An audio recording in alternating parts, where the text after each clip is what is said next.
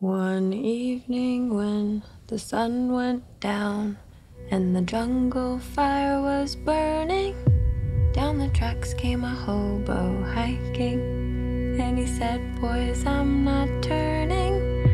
I'm headed for a land that's far away, beside the crystal fountain."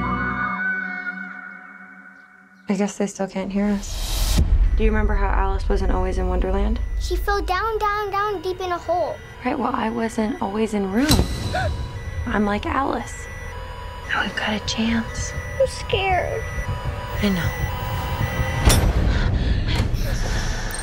Truck. Truck. Wiggle out. Wiggle out. Jump. Jump. Run. Run.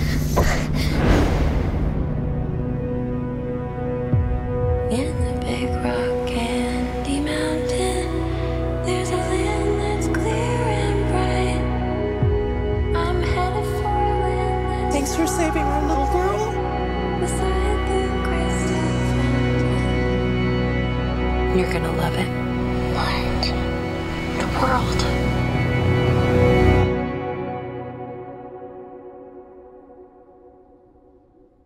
This is a very good trailer. So good that when the credits came up at the end, I was like, who's this director? Who's this new creative entity that's about to burst onto the Hollywood scene? So imagine my disappointment when I saw that Lenny Abramson isn't quite so new and has already kind of burst onto the Hollywood scene with Frank, which, by the way, also had a great trailer. But then, as you might recall from my review, I was very disappointed with the film itself. It had the puzzle pieces, but it never put the puzzle together.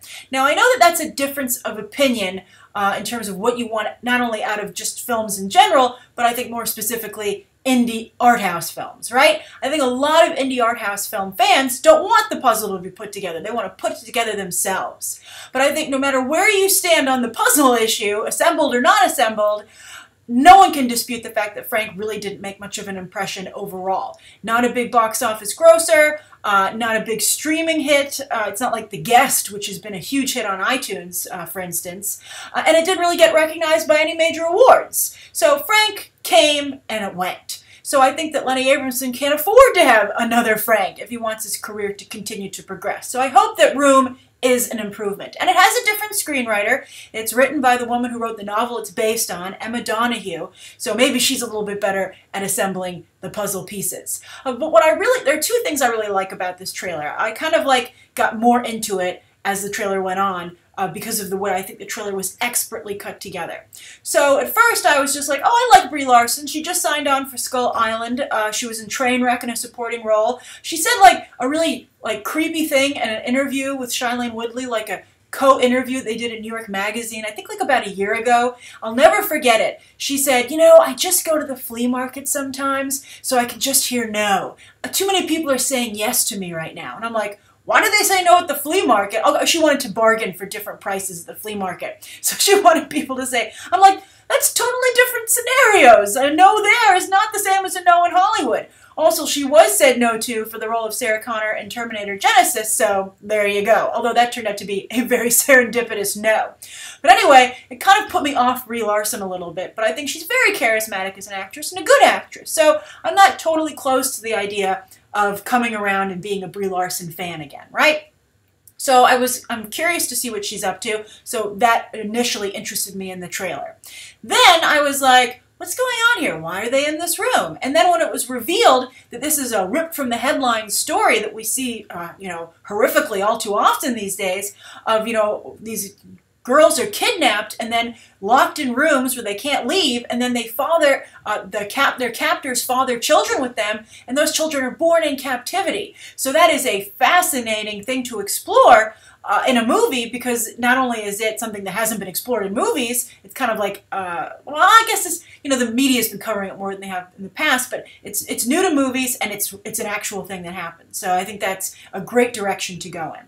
But then what really, really hooked me was the Alice in Wonderland comparison. I was like, that's fantastic, that's brilliant.